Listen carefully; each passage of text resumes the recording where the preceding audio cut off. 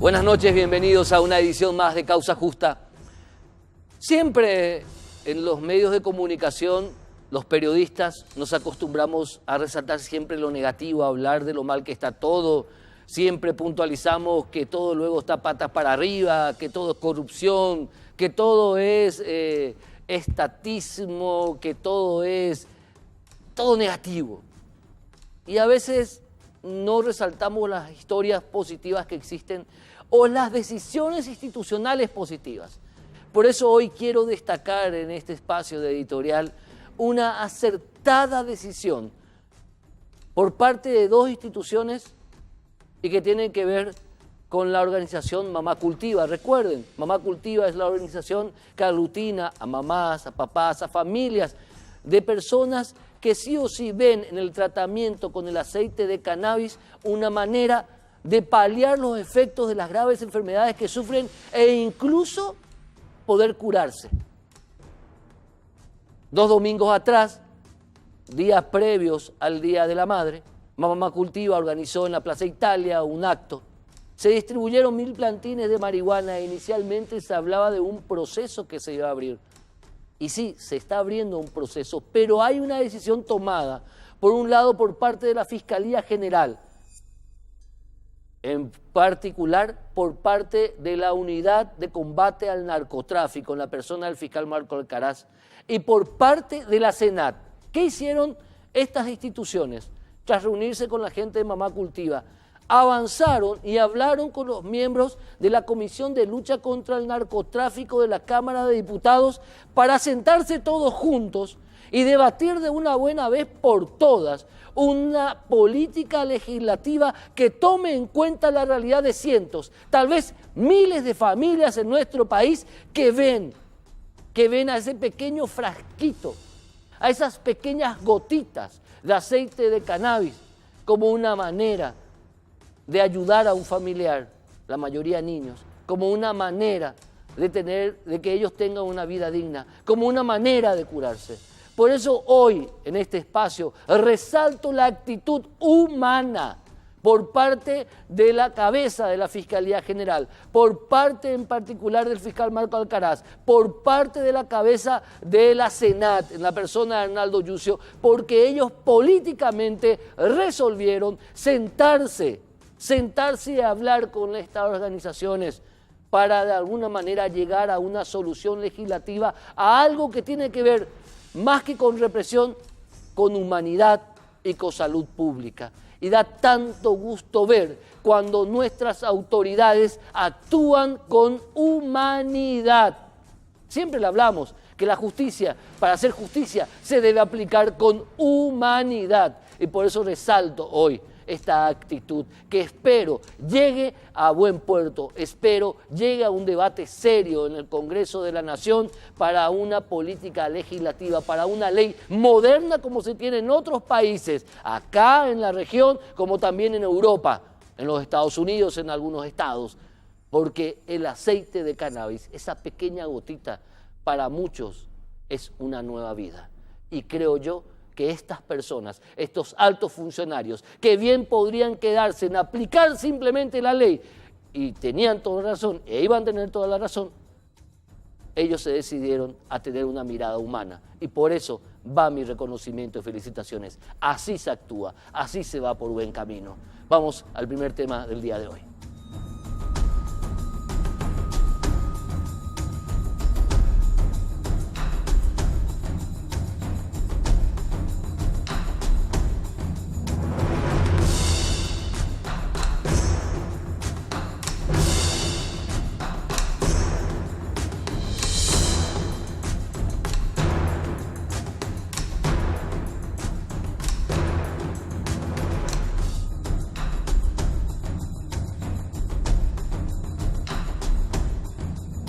¿Qué tienen que ver las criptomonedas?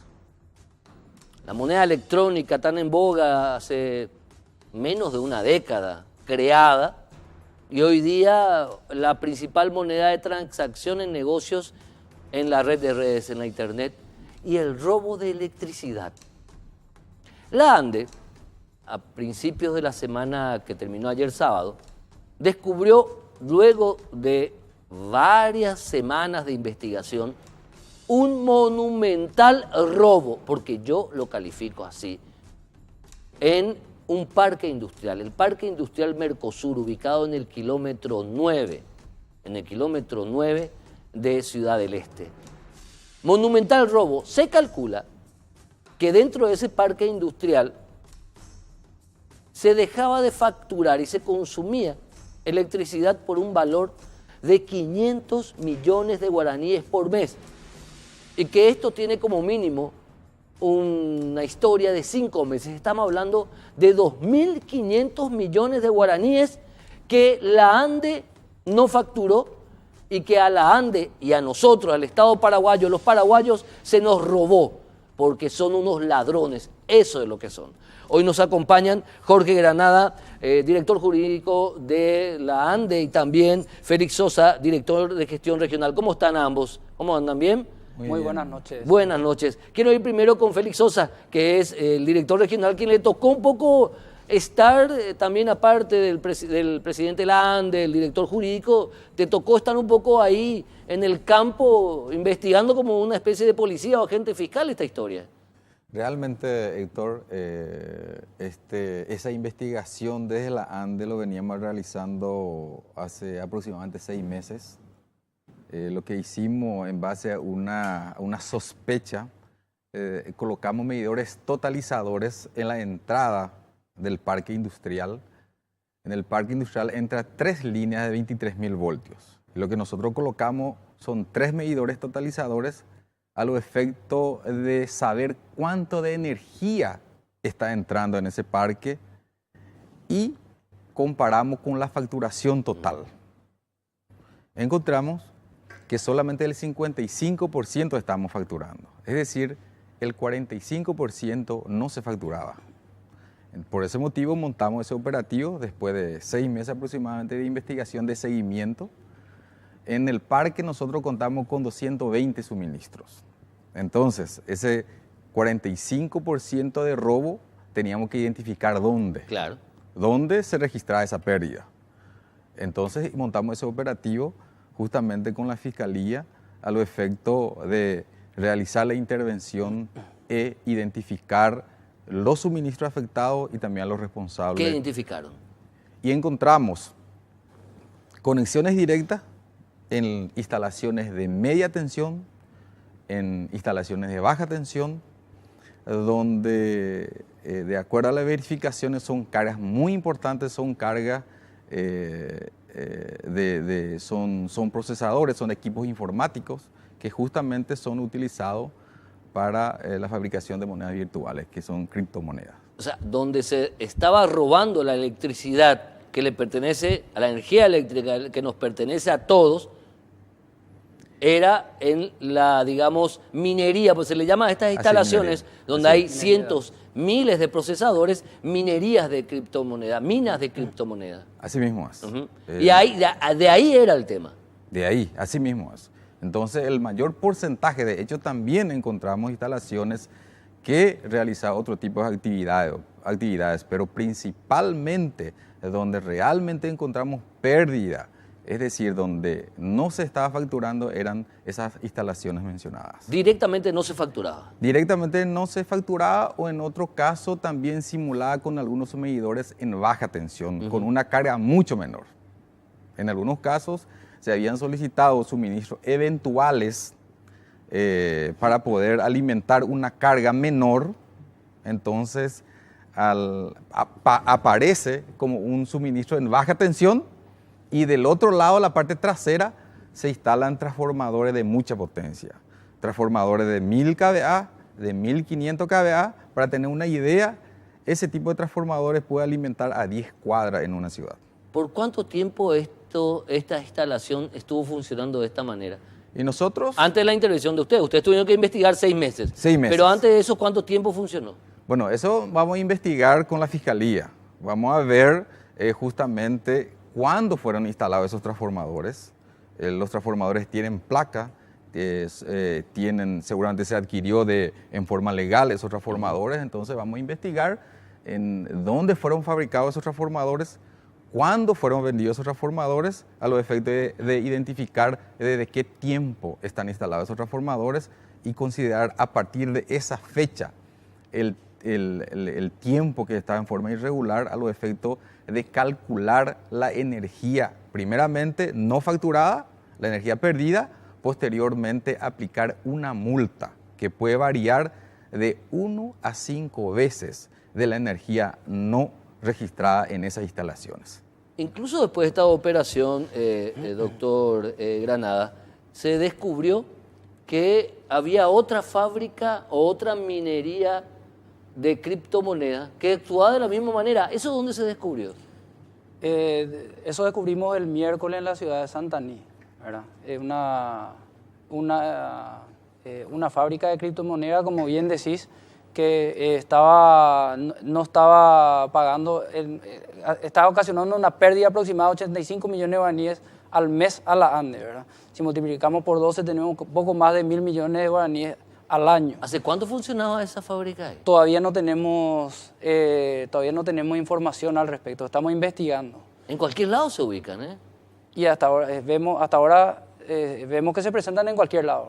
Ahora, este tema de las criptomonedas, digamos, es una especie de negocio público, pero restringido a un grupo. Quienes ingresan a ese mundo apuestan todo, porque pueden ganar millones o como pueden perder millones. El riesgo es grande. Y seguramente un negocio nuevo tiene poca regulación a nivel mundial, pero en lo que compete a la ANDE, nos preocupa el robo de energía eléctrica porque el consumo que tiene este tipo de industria, si lo podemos llamar así, es muy elevado. Entonces las pérdidas para la ANDE son elevadísimas. Entonces estamos tratando de perseguir todas las pérdidas importantes, no importa si son clientes usuarios grandes, chicos, estamos como ANDE, tenemos la instrucción precisa. ¿Ustedes creen que hay más minerías de este tipo? Nosotros estamos convencidos que sí. Estamos convencidos que sí y estamos decididos a perseguir hasta la última que no esté de forma regular con la ANDE. O sea, no vamos a permitir. ¿Ustedes sospechan de que hay más robos masivos como este? Sí. ¿Están sospechando de eso ustedes? Sí, hay sospechas firmes, fundadas, de que hay otros lugares donde están afincados este tipo de industrias y que nosotros por lo menos creemos que sí, que no están conectados de manera regular a la red de distribución de ANDE. Ahora, ingeniero, ¿ustedes qué averiguaron ya a quién? Yo me enteré que lo que se allanó, el galpón donde funcionaba esta fábrica de criptomonedas, pertenece a un Global Family. ¿Ustedes averiguaron de quién es, a quién pertenece? ¿Tienen algunos datos de quiénes están detrás, quiénes estaban en ese lugar al momento del allanamiento? Uno de los suministros estaba a nombre de esa empresa Global en Family. Particular, Sí. Uno de los galpones. Lo que no sabemos si ese galpón está alquilado o no a otra empresa, ¿verdad? Entiendo. Entonces ahora con la investigación del Ministerio ¿Quién estaba en Público, ese lugar con ustedes? Porque realmente existían varias personas, aparecieron abogados de las empresas, aparecieron técnicos del sector eléctrico, técnicos de las construcciones, porque encontramos también un tinglado que se estaba construyendo, es decir... ¿iban a ampliar más? Sí, así mismo es, ¿verdad? Y importante resaltar sobre la consulta que hiciste, si nosotros tenemos más conocimiento o no. Esta semana, además de Ciudad del Este, intervenimos en la zona de Lambaré, Sí. en un supermercado que está en una tipo supermercado, la fachada es un supermercado que funciona también una fábrica de este tipo, ¿verdad? Esperando. Yo leí eso, pues yo creía que era un supermercado. No era un supermercado, era otra fábrica de criptomonedas. Una parte dentro de la instalación del supermercado estaba funcionando estas instalaciones, ¿verdad? O sea, estamos hablando de 3 fábricas de criptomonedas que directamente robaban al Estado paraguayo y nos robaban a nosotros, a los paraguayos. En el Parque Mercosur encontramos 2 fábricas de criptomonedas, ¿verdad? Intervenimos 7 suministros de media tensión, de los cuales 2 comprobados eran criptomonedas. Sí. ¿Verdad? Importante resaltar también de que esa pérdida que nosotros calculamos de 500 millones de guaraníes en forma mensual, es decir, estamos hablando de 3.000 millones de guaraníes en forma anual, solamente en el Parque Mercosur, ¿verdad? No, espera, 3.000 millones de guaraníes en los últimos 6 meses. De manera Claro. anual Sí, sí, así mismo, así sería mismo. más de Claro. 12.000 Así millones de mismo, así guaraníes. mismo. El desafío hoy, Así es. el desafío hoy es investigar desde cuándo lo venían haciendo. Exactamente. Ese es el desafío que Y si tenemos hay por más, delante. Porque la ANDE se tiene que resarcir hasta el último guaraní que nos facturó. totalmente. Entonces- ¿Qué otros datos? Que esto se configura ya en el punto de vista jurídico, se configura en el marco de qué tipo penal, doctor. Esto es lo que técnicamente el Código Penal tipifica como sustracción de energía eléctrica, que tiene una expectativa de pena de hasta 3 años de pena privativa de libertad, ¿verdad? Si me permitís, Héctor, yo también quiero rescatar cosas positivas porque hubo una respuesta muy rápida del Ministerio Público y del Poder Judicial respecto de esta necesidad que tenía la ANDE de atacar este flagelo. Tanto es así que el lunes nosotros hablamos con la fiscal Vanessa Candia, ese mismo día, que era la fiscal de turno en Ciudad del Este, ese mismo día ella habló con el juzgado de garantías, ¿verdad? Y organizamos el operativo, ¿verdad? Nosotros hicimos la denuncia, ella recogió esa denuncia, le pidió al juez de garantías que dicte una orden de allanamiento, porque hay que recordar que los parques industriales en su mayoría son de carácter particular, son Claro. propiedad privada. Entonces, incluso el juez Carlos Vera, de Ciudad del Este, nos acompañó en el operativo a la mañana y a la tarde, porque fue un operativo que duró todo el día, ¿verdad? Pero usted lo hicieron sigilosamente este tema. Sí, claro, Así es. claro. Muy sigilosamente. Siempre el desafío de que no se Porque eran filtre. infraestructuras enormes. No, claro, claro. También reaccionaron de manera muy rápida la Fiscalía, tanto la Fiscalía del Poder Judicial en Santaní, ¿verdad? ¿Quién está detrás de este tema? ¿Ustedes creen que son los mismos dueños o son dueños diferentes? Los que montaron estas fábricas. ¿O responden a una misma organización? Yo desconozco. Ingeniero. Desconocemos esto. No, tampoco conozco, ¿verdad? Pero por la característica de las instalaciones, lo de Ciudad del Este fue un poco diferente que la de San Estanislao. Sí. La forma de las instalaciones, ¿verdad? Entonces creemos que es otro grupo, ¿verdad? Pero sí es muy parecido, muy parecida las instalaciones de Lambaré con lo de San Estanislao. Esas sí son parecidas. Así es. La Ciudad del Este tiene otro nivel. Hace otra característica, Otra característica. de las instalaciones. Por eso, Así es. el mismo esquema, la misma gente.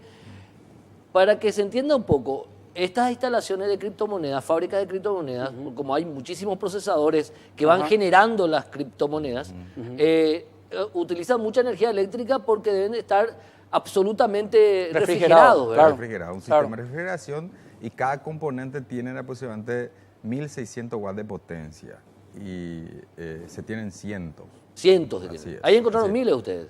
Si encontramos, por ejemplo, en una de las fábricas en Ciudad del Este, 1.000 kilowatts de potencia, sería 1 mega de potencia. 1 mega de Así potencia. es. Y también hay que decir que lo que uno va encuentra son procesadores con circuitos cerrados, no hay gente trabajando. Sí, Son procesadores con refrigeración importante, ¿verdad? Y trabajan 24 horas. 24 horas todos los días. Pero no hay del gente año. trabajando, no. Sí. Uno no podría decir que genera trabajo. O sea, No, claro que no, esto genera, por eso yo me escandalicé tanto. Este es un negocio de unos cuantos y este dinero jamás va a beneficiar al Estado paraguayo porque no paga nada.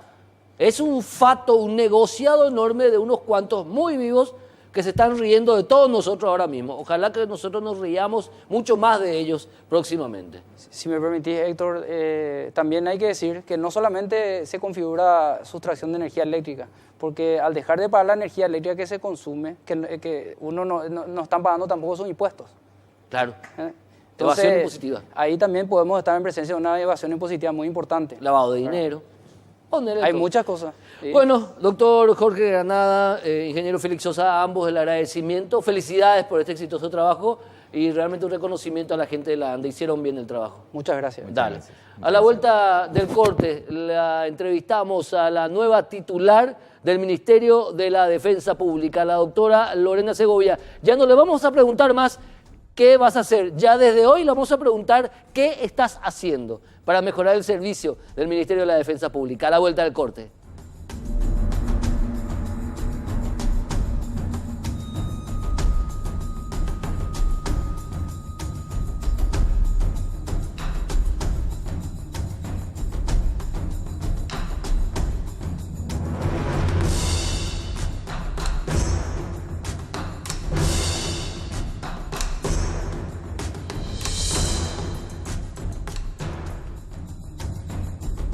En fin. Bueno, importante el tema, lo que hablábamos con la gente de la Andes. 3 fábricas de criptomonedas que en total estaban robando por mes 583 más 15, sería 600 y piquito millones de guaraníes. 608 millones de guaraníes aproximadamente, o algo así, disculpen mi matemática, por mes.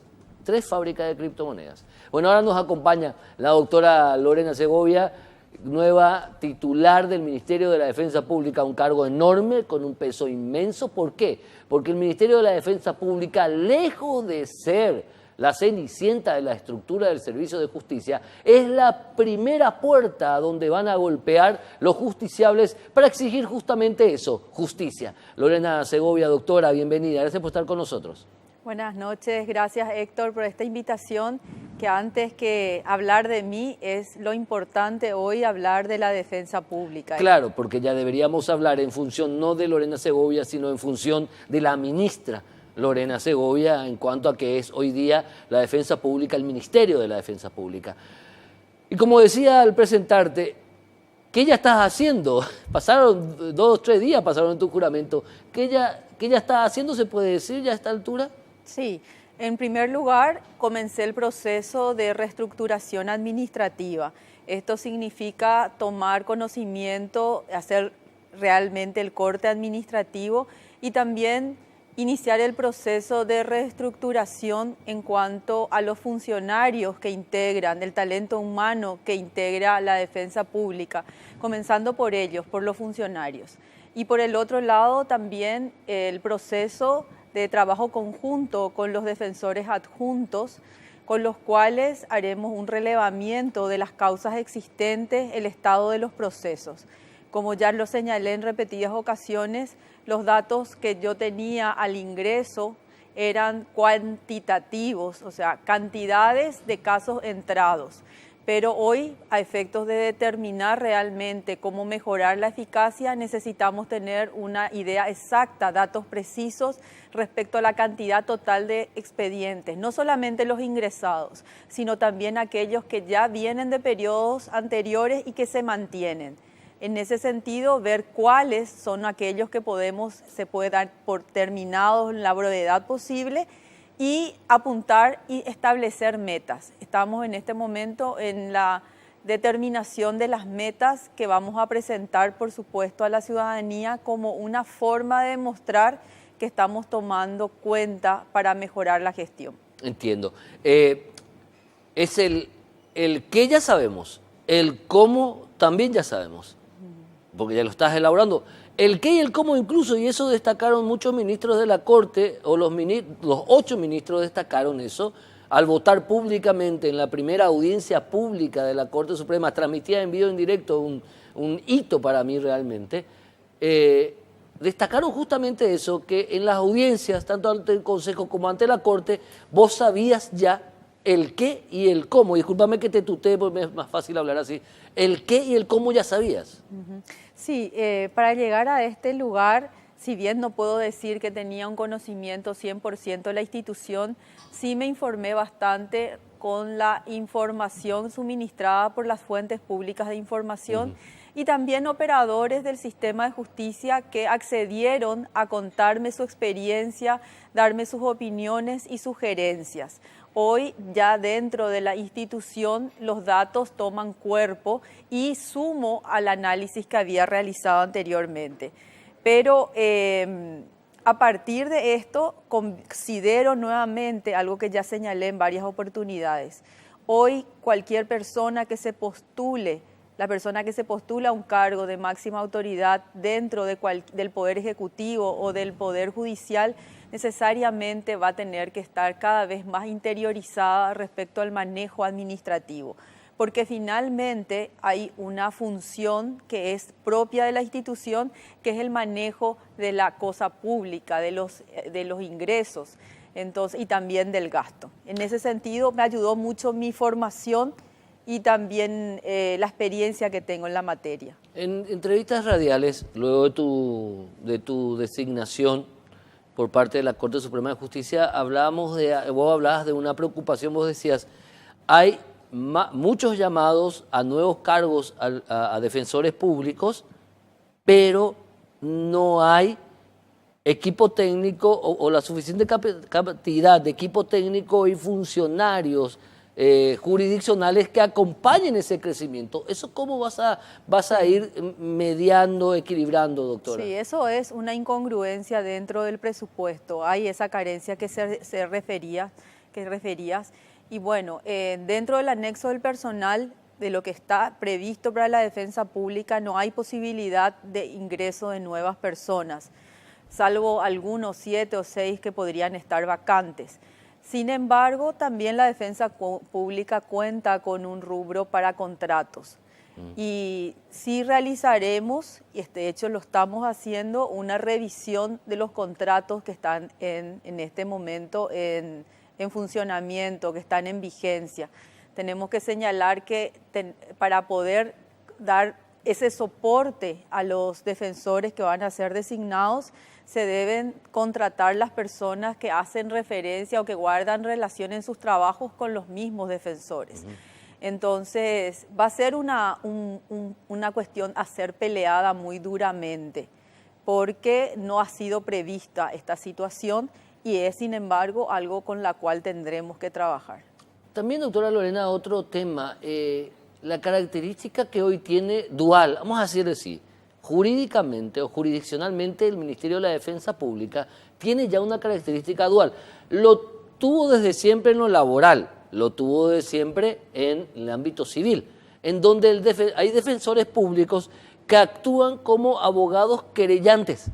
Y esa característica la tiene ahora, y va a ser masiva, en el caso de la modificación de la ley que tiene que ver con la violencia intrafamiliar, en donde por un lado vamos a tener juicios en donde vas a tener defensores defendiendo a un querellado, procesado, y defensores representando a la querella contra ese individuo. Sí. ¿Cómo eso se va a equilibrar, doctora?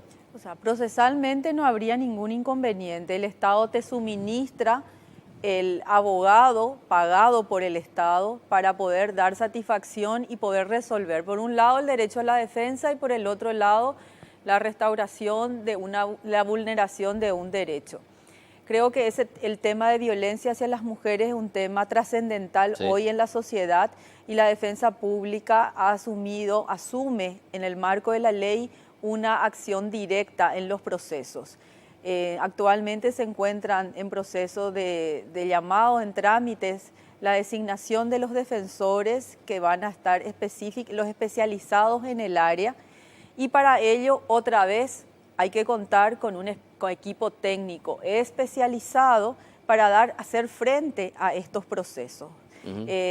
Es una de las... Psicólogos, asistentes sociales, eventualmente psiquiatras, y ahí se enmarca lo que yo ya había referido. Yo propongo no solamente el fortalecimiento de todo este equipo técnico, sino también la especialización por fuero. ¿Sería entonces, por unidad o por fuero, doctor? Por fuero. Y en este caso específico del tema de violencia aún más se justifica. Es un trabajo que debe ser planteado y planificado a corto, mediano y largo plazo. Pero no puede ser desatendida la necesidad de que realmente hoy no son solamente necesarios los defensores, sino también el equipo técnico y los asistentes de defensoría y los otros auxiliares dentro de la defensoría pública. Una idea que la tuviste, que la hablaste acá en los espacios de radio conmigo también, que lo resaltaste, era que vos no ibas a ser una defensora general de oficina, en el sentido de que ibas a recorrer el país e ibas a caer de sorpresa o organizadamente en todas las unidades del Ministerio de la Defensa Pública y decías, yo quiero tener, por ejemplo, ómnibus y una defensoría pública móvil. Ahora que ya sos defensora general, ¿eso tenés un tiempo en mente cuándo lo querés aplicar el tema de las defensorías móviles? Bueno, la estructuración y la planificación sí la quiero hacer durante estos 6 meses que quedan y posteriormente hacer los llamados correspondientes. porque el planteamiento sería no solamente una provisión del vehículo, sino que ya el vehículo adaptado. Creo que es una modalidad que va a ser sumamente beneficiosa para la ciudadanía y sí es una de las medidas que las voy a realizar, si no es este año, porque ya creo que no dará, sí en el siguiente periodo. Hoy lo que sí podemos comprometernos y apuntar es en una mesa de atención permanente. Tenemos que ponernos a la par que el Poder Judicial y el Ministerio Público y también iniciar y cerrar los trámites para que la defensa pública cuente con una línea gratuita de atención, que sí tienen otras instituciones. El 147, por ejemplo. Sí, que corresponde al Ministerio de la Niñez. Y también en ese sentido creo que es de suma importancia porque justo decía la ministra de la Niñez en una entrevista que la cantidad de llamadas que se realizan a la línea gratuita del Ministerio son de personas que ciertamente están realizando una denuncia. No es así como eso que cuentan que en el 911 hay muchas personas que están llamando por una broma. Quiere decir entonces que todo lo que sea tema niñez es un tema que la ciudadanía realmente también está preocupada. Me quiero quedar en eso. Los datos son alarmantes. El 147 ha recibido hasta abril más de 800 denuncias. El Ministerio Público tiene unas tantas. Hay veces que hay números impares, números que no condicen, pero estamos hablando de cientos de casos. 8 casos de abuso sexual en niños por día. 8 casos por día, todos los días, todos los días del año. Y la defensa pública que está presente en todos lados y que recibe la mayoría de estos casos, vas a tener, doctora, una política puntual con respecto a este drama social que nos está matando a todos, qué tipo de generación estamos creando. Sí. Sin desatender las funciones de la defensa pública, del ministerio, en todas las demás áreas, el tema niñez es un tema prioritario para mi gestión. Considero que todo defensor general o defensora, en mi caso, según la ley, debe establecer las políticas públicas internas para el cumplimiento de las funciones. Y en ese sentido, dentro de estas políticas públicas a ser desarrolladas por mi parte, el tema niñez es un tema prioritario. Tema abuso, maltrato, abandono. Defensores y defensoras que, como yo señalé en su momento, yo dejo los tacones, me pongo championes y salgo a pelear por esa niñez. Porque si realmente queremos un país donde la sociedad sea una sociedad pacífica, justa e inclusiva, tenemos que proteger a niños y niñas que están en una situación de vulneración de derechos. Con respecto a ese punto, ¿tenés ya un esquema, tenés algo ya elaborado? Algo que, bueno, esto es lo primero que... Yo sé que son 100 días primero de organización administrativa, pero como política de tu administración, ¿ya tenés algo pensado con respecto a ese punto? Y va de la mano con lo que había señalado en un primer momento. Además de lo administrativo, fundamentalmente la depuración de causas. Hoy tenemos estadísticas de que tenemos 1.400 niños institucionalizados, niños que están en hogares de abrigo. Eso significa que ese proceso no ha terminado. Esa medida es una medida accesoria, que no es el fin del proceso. Entonces, como medida prioritaria, como una de las cuestiones fundamentales es identificar todos los procesos en los cuales la Defensoría de la Niñez y la Adolescencia está interviniendo en casos de niños institucionalizados. Un niño tiene que estar con una familia nuclear, ampliada o en su caso adoptiva. Un hogar de abrigo no es el lugar para un niño o una niña. No es un hogar. No es un hogar. Es una medida transitoria que no puede convertirse en una medida definitiva. Hoy tenemos estadísticas que nos dicen que el promedio es 4 años, 3 meses de institucionalización. Eso es la vida de un niño, de una niña. Algo está pasando que no estamos haciendo lo que debemos hacer. Debemos hacer una revisión para adentro. La Defensoría Pública, la Defensoría de la Niñez, tiene las atribuciones, las facultades legales para urgir los procesos. ¿Va a urgir? Asimismo. ¿Vas a dar la orden que tus defensores públicos aprieten con todo. Exacto, es lo que corresponde, es lo que el mismo Poder Judicial le está solicitando a todos los que intervienen dentro del sistema de justicia. El interés de este niño, niña, es superior a cualquier burocracia. Finalmente, la actividad de la defensa pública en materia de niñez y adolescencia jamás puede ser quedarse en su despacho esperando que venga una denuncia. Si existe algún indicio, si hay alguna denuncia respecto a cualquier situación de vulneración de derechos, la defensa pública tiene que constituirse a recabar datos, tiene que saber lo que está pasando. Y si eventualmente no está dentro del ámbito de su competencia, allí recién decidir la no intervención. Pero no con esta premisa de decir, no, es la CODENI, no es el Ministerio de la Niñez. Finalmente, a la gente, a la ciudadanía, no le interesa y no tiene por qué empezar a discutir las competencias de las instituciones. Lo que el paraguayo y la paraguaya quiere, o cualquier persona que habita el país cuando paga sus impuestos, es que se resuelva el problema. Sí. No podemos estar lavándonos las manos diciendo no es de mi competencia. Averigüemos primero en qué situación se encuentra ese niño y esa niña y después resolvamos el tema de competencias. Que finalmente, si bien es una cuestión fundamental dentro del derecho, también es igual y superior a todo eso el interés de ese niño. Hay que ser humanos, hay que ser humanos. No, este es un tema en el cual me embandero, Héctor, porque la ciudadanía está embanderada. Te quiero sacar un compromiso. Te quiero sacar un compromiso. Ya llegaste, justamente, con justicia, digo, justamente por justicia llegaste.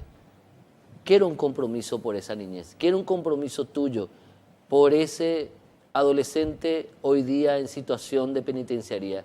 Quiero un compromiso por esa gente pobre que hoy está sufriendo prisión preventiva, que hoy día la prisión preventiva se ha convertido en una norma y no en una excepción, y que está por reventar todo el sistema penitenciario. Quiero un compromiso tuyo por esa madre que acude al defensor público y los fines de semana no hay defensor público que atienda. Los fines de semana no hay fiscal que atiende por más que hay de urgencia. A esa persona, a esa señora que sale de su casa corriendo porque el marido la acaba de garrotear. Yo quiero el compromiso tuyo por esa mujer, por esa niña, por ese niño, doctora Lorena. Ese es mi compromiso, ese ha sido mi juramento al decir que sí, yo juro llevar adelante esta gestión pensando única y exclusivamente en el bienestar de las personas que hacen uso del servicio de la defensa pública, pero no solamente por el bienestar de esas personas inmediatamente, sino porque realmente una defensa pública que cumpla con su misión colabora para que el Paraguay sea un país competitivo, inclusivo, donde exista seguridad jurídica. Estoy viendo bien tu filosofía de trabajo. Me imagino que entonces que los defensores públicos ya el lunes van a recibir, o si ya no recibieron, una atenta circular y decir, muévanse. Muévanse, me imagino. Yo creo que más que la circular de la Defensora General es el clamor de la ciudadanía.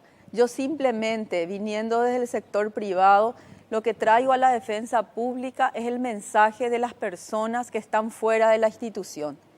Las personas que están fuera de la institución piden, exigen, claman por una defensa pública eficiente con un servicio de calidad. Vos sabés, doctora, que en estos 5 años que vienen nosotros acá en Causa Justa te vamos a controlar. Si seguimos o no, ojalá sigamos.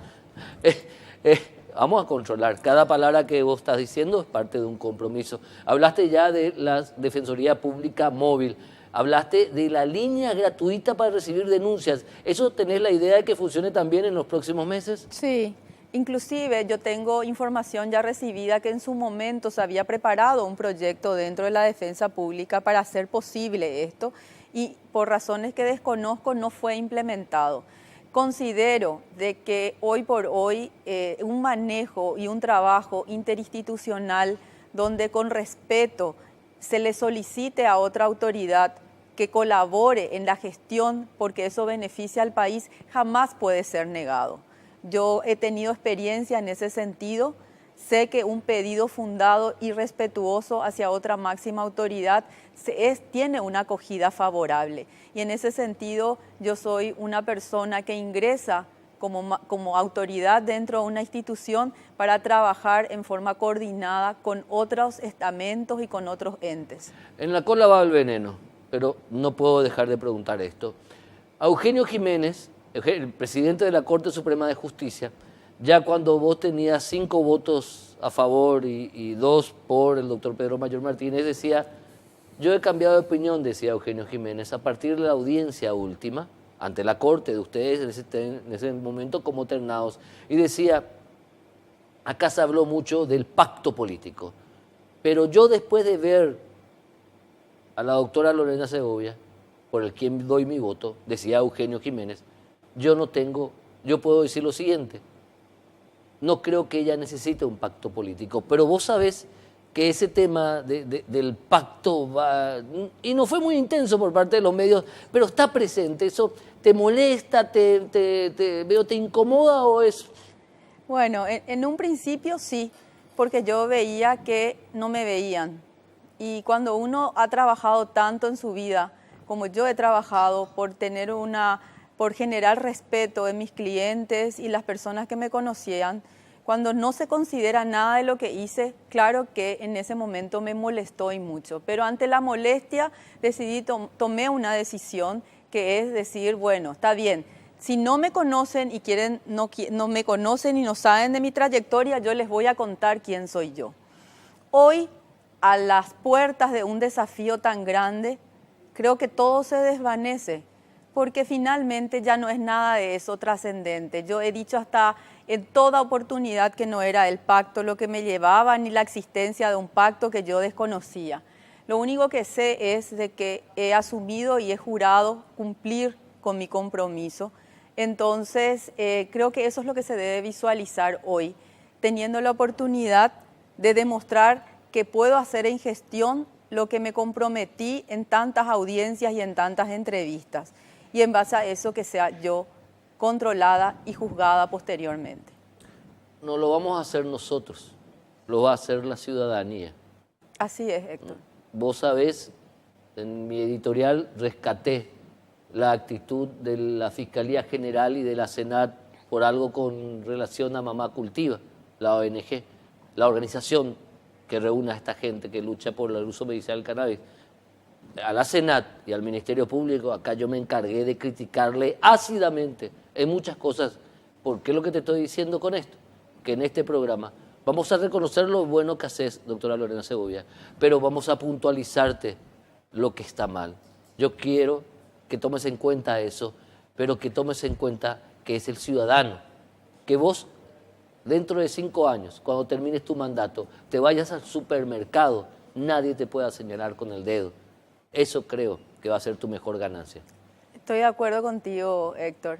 Ese compromiso y una buena gestión es lo que me va a permitir manejarme como cualquier otra ciudadana, que eso es principalmente mi objetivo. Estar en una situación de estar al frente de una institución no es para hacer más, sino para ser una servidora pública.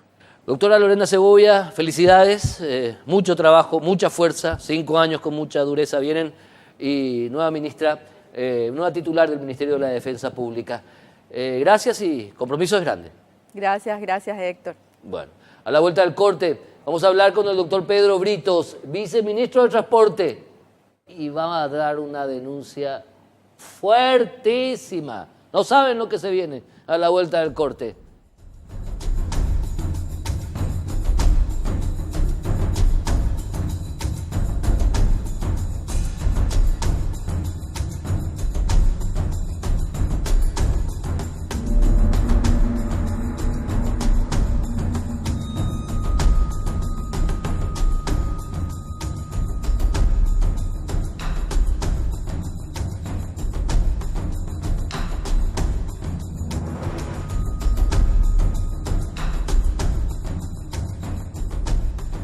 Les decía, el viceministro de Transporte viene con las municiones cargadas, una denuncia fuertísima que tiene que ver con actitudes o resoluciones de jueces que por lo menos en un principio deberían ser observadas. Liberaron en las últimas semanas 36 buses chatarras que estaban en el corralón del Viceministerio del Transporte y que fueron sacadas estas unidades de circulación por varias infracciones, una de las cuales es que ya no podían circular. Doctor Pedro Britos, Viceministro del Transporte, muy buenas noches, bienvenido. Buenas noches, Héctor, un placer de estar acá contigo y bueno, hablando de esta situación en la cual hoy nos tiene preocupados realmente, son 36 buses que se fueron retirando en estos últimos tiempos a través de mandamientos y secuestros de estos colectivos, en algunos casos de ellos, como bien decías, ya sin la capacidad de poder circular por las calles porque tienen más de 20 años de antigüedad. El caso de estos 36 es el mismo, de los 36. El caso de los 36, algunos fueron metidos al corralón ya por mal estado, otros por multa y otros justamente este mecanismo que estamos denunciando justamente es también para evadir el pago de las multas, porque teníamos casos específicos de multas importantes de 14 millones de guaraníes, entonces con estos mandamientos evitaban pagar la multa de los 14 millones de guaraníes.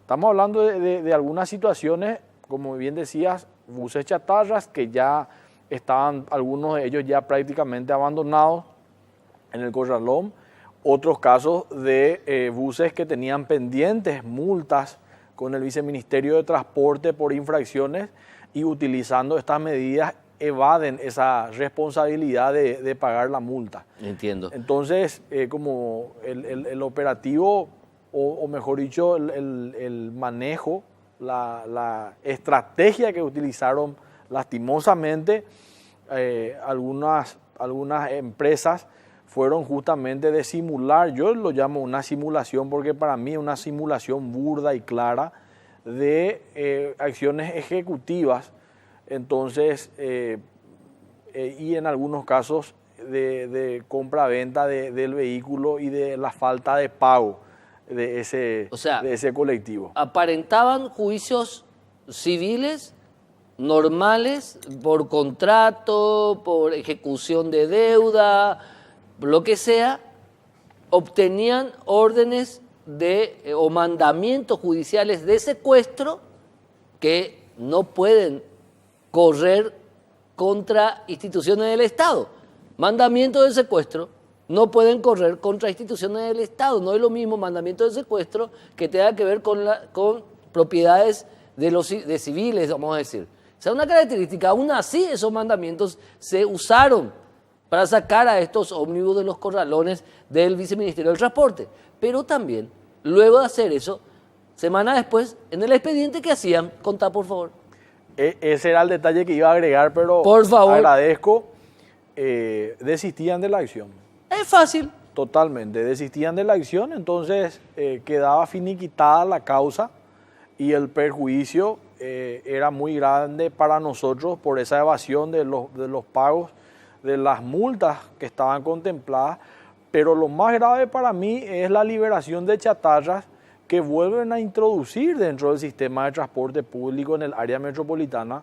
Y bien vos sabés, Héctor, porque lo hemos hablado en varias ocasiones en los medios, nosotros tuvimos una posición muy fuerte, sobre todo una lucha frontal contra la informalidad del transporte público.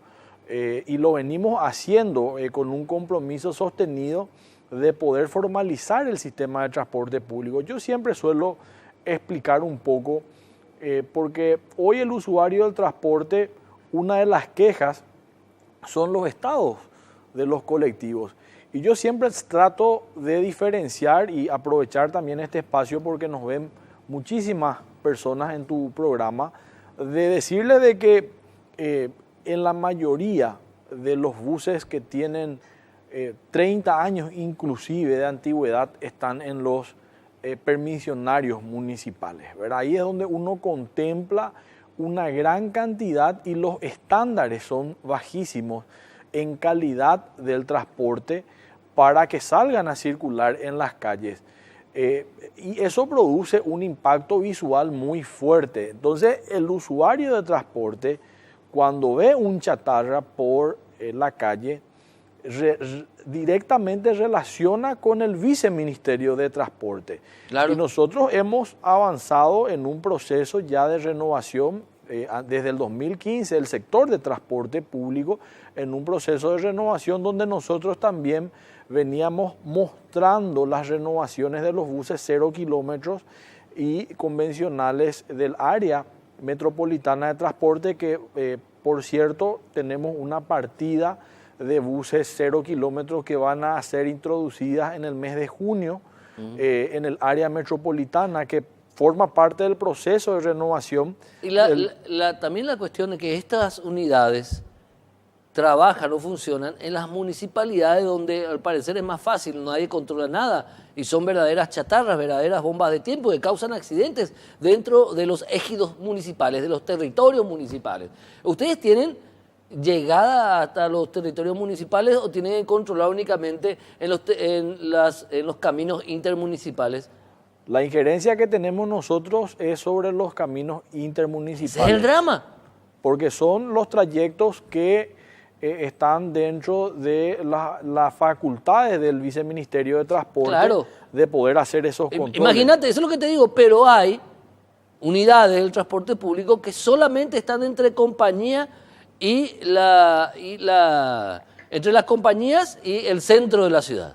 Ahí nomás, no salen nunca. Y son chatarras y causan accidentes y nadie dice nada porque las municipalidades no controlan. Habría que agarrarle a las municipalidades y decirles hagan algo o modificar la ley. En esa área, dentro de los internos municipales, el Viceministerio de Transporte no tiene ninguna injerencia en establecer, es el municipio con la habilitación de la Junta Municipal las que habilitan los internos municipales. Y es lo que te decía, es donde se produce muchas veces el impacto visual, porque el que usa un colectivo que está esperando en el centro y que sabe que le va a acercar al lugar donde quiere llevar, entonces cuando se sube en un colectivo, muchas veces se sube a un interno municipal. Sí. Pero ya como es transporte público, relacionado al transporte público, eso ya es endosado al Viceministerio de Transporte. Pero realmente, Héctor, estamos en un proceso, como siempre hablamos nosotros, porque el transporte público está en un proceso delicado, teniendo en cuenta algunas consideraciones que a mí me es importante analizarlas. El área metropolitana, específicamente el departamento central y la ciudad de Asunción, ha crecido enormemente en estos últimos años y no tenemos proyecciones que se han realizado tiempos atrás para prever justamente y priorizar el transporte público en primer lugar y priorizar infraestructura para el transporte público. Y te doy un claro ejemplo de cómo reacciona la ciudad. Cuando viene una lluvia intensa en una hora, entramos en una crisis por la falta de desagües cloacales, alcantarillados, que hace que la ciudad reaccione. Y estamos en esa misma situación también porque hoy, cuando nosotros exigimos frecuencia, también la gente que no utiliza transporte público, Héctor, cuando va en su vehículo particular, también es prisionero de ese tráfico. Ahora, ¿cuántos jueces en total liberaron y en qué cantidad de tiempo estos 36 buses chatarras? Bueno, estamos hablando ya del año pasado, prácticamente desde octubre del año pasado comenzaron a hacer algunas liberaciones. Nosotros eso hemos denunciado a la superintendencia. ¿Y ha hecho algo la superintendencia de la Corte? De la Corte. Nosotros hemos tenido una audiencia. Yo la vez pasada te decía en tu programa radial. Ya, para ir cerrando. Confiamos nosotros, ¿verdad?, en este proceso de transparencia que tiene la Corte para que nos reciba. De hecho que el presidente ya lo hizo, pero queríamos ponerle a conocimiento de las liberaciones masivas que seguimos recibiendo. Muchísimas gracias, señor viceministro del Transporte, doctor Pedro Britos. Corte Suprema de Justicia, Superintendencia, esto es grave. 36 buses chatarras que están circulando otra vez desde octubre porque hay una partida de jueces de paz y jueces del ámbito civil que al parecer no les importa nada la seguridad de la gente. Nos vemos el próximo domingo. Chao.